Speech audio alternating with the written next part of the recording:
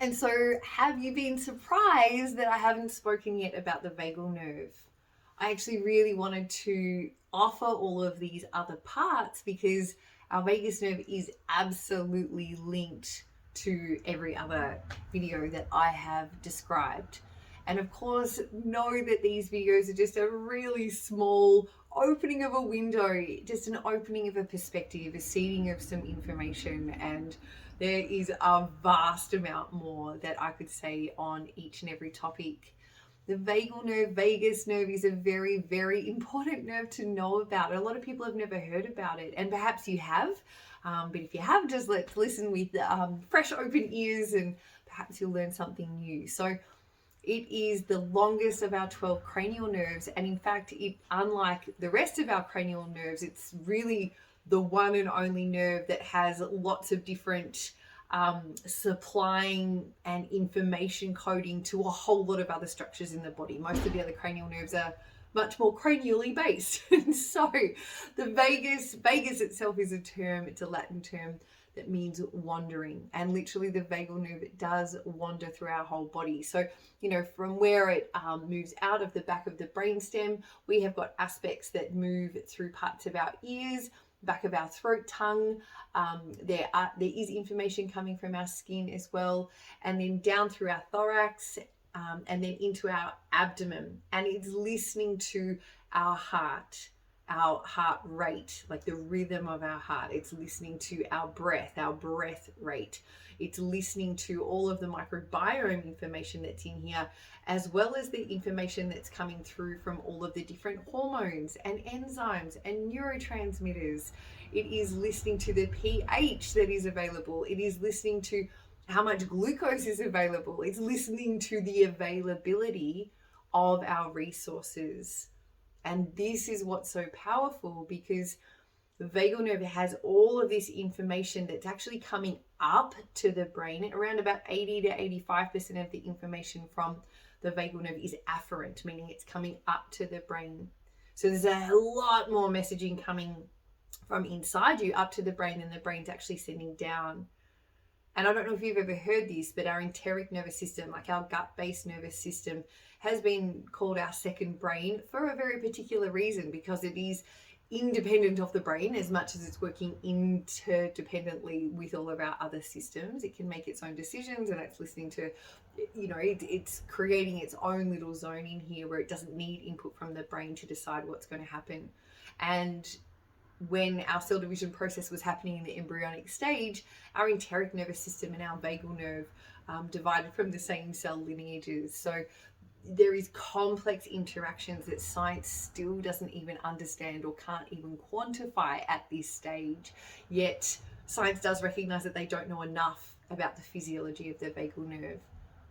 But what we do know is that because it's listening to all of these signals that are coming from the inside, that your level of presence, your ability to slow down, your ability to create a sense of safety in your body with your own presence gives you much more opportunity to access the information that the vagal nerve is sending up. And it also gives you an opportunity to interact with your vagal nerve in an intentional way through your own breath. And I will do another video on breath, so keep an eye out for that.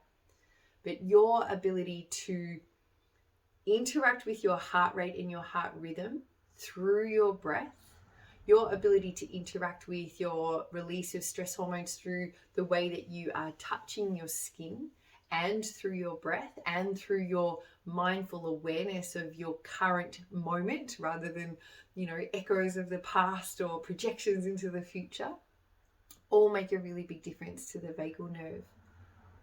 And what's so interesting is that when it comes to nervous system responses to the world, these cues of either safety or danger, where our system actually will run into habituated habits when it gets presented with cues that it has always responded to in this way, whether that is, a sympathetic nervous system like your stress hormone based dominance, or it's more in freeze collapse mode where your system kind of shuts down and you numb out and you disassociate. Your vagal nerve knows all of those things that are going on.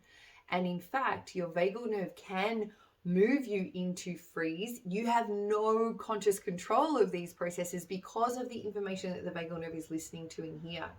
If it decides that the threat response is too high internally, if there's too much inflammation, if there's not enough nutrient resources, then your vagal nerve will shut down a lot of your functioning. And this is where you will not have access to your prefrontal cortex, your impulse control, your decision-making parts, like your creative parts, your like social engagement parts are going to be shut down. And this is where the polyvagal theory is a really beautiful way to look at and understand what changes within us with different cues and how we can move into this curious, calm aliveness, which is social engagement, where, you know, like the smile on your face and that lights up your eyes, people can feel from your heart space and that level of embodied presence in your body. And this is again where fascia ties into it, because our fascial system is holding our nervous system, yeah? But the fascia that lives in and around our abdomen and down through our legs and up through our upper trunk, that extends all the way into our brain, all the way down to the soles of our feet, if that is really tight, it also means that the vagal nerve's experience of your digestive system is going to be one of contraction, tightness, resistance, a threat response. And so all of these different internal and environmental cues is what your vagal nerve is listening to.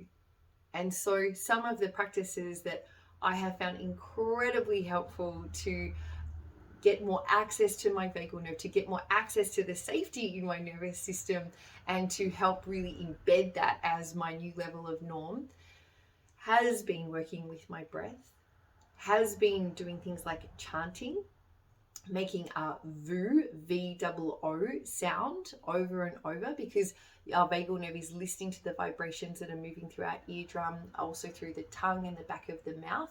There's also a level of diaphragmatic control, so that little skeletal muscle that helps inflate and deflate your lung area. That diaphragmatic control is part of the signaling that moves to the vagal nerve.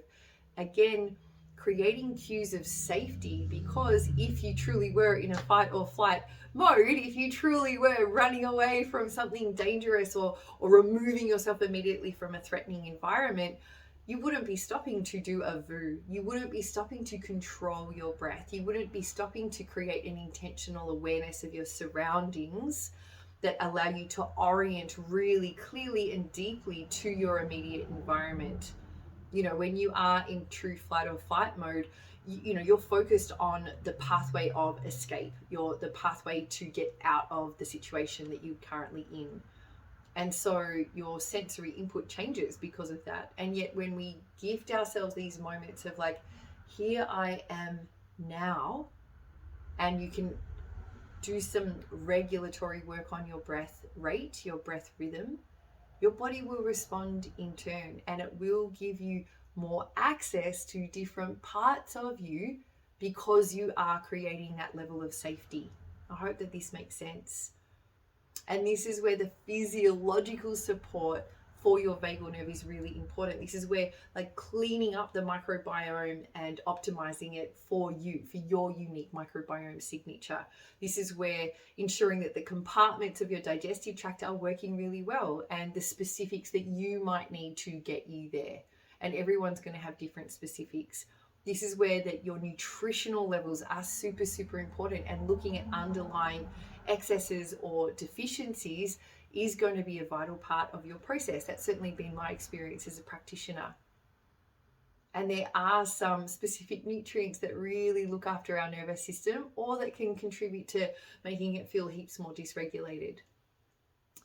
And so when it comes to feeling into how to support your digestive system, your vagal nerve as your longest cranial nerve, as the one that's extending through all of your digestive organs, as the one that's been listening to all of the emotional information that's held within these sections of your body, is really, really important. And this is where I do believe those links between individual moments of trauma, like those feelings of separation, disassociation, complete overwhelm, and there's not being repair after rupture, are associated with our ancestral trauma and collective trauma.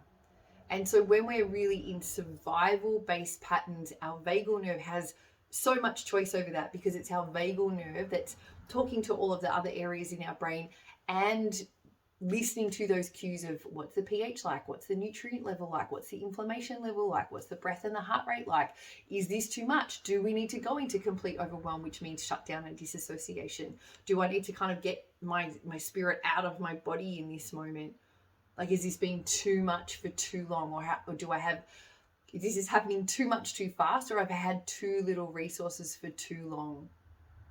And so looking at patterns of how you've interacted with nurture and nourishment and receiving support, and how much support has been available over the course of your lifetime from conception onwards, helps me as a practitioner understand how is your vagal nerve been responding from the time of conception onwards.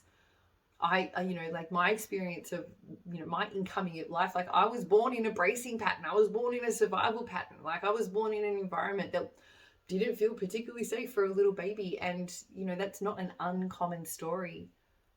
And there's also things like, childbirth trauma. There can be, dysregulation from your initial care, like your mum, basically, from your caregiver. If there's a separation, if there's, breastfeeding was unavailable, if her physical presence was unavailable, if her emotional presence was unavailable, her spiritual presence was unavailable, if her mental presence was unavailable, any and all of those factors can contribute to the dysregulated state of our nervous system not feeling that deep level of safety, like we are being fully held, like we fully belong. And it's certainly not, appropriating blame. Like every single person, I believe, is doing the best that they can with the resources that they have and the habituated patterns that were installed in their system from their time of conception onwards. And so if there have been patterns of dysregulation, lack of attunement, lack of connection, lack of availability, that plays through in our system. And so this is where healing is not just the prescription of supplements or the prescription of a diet.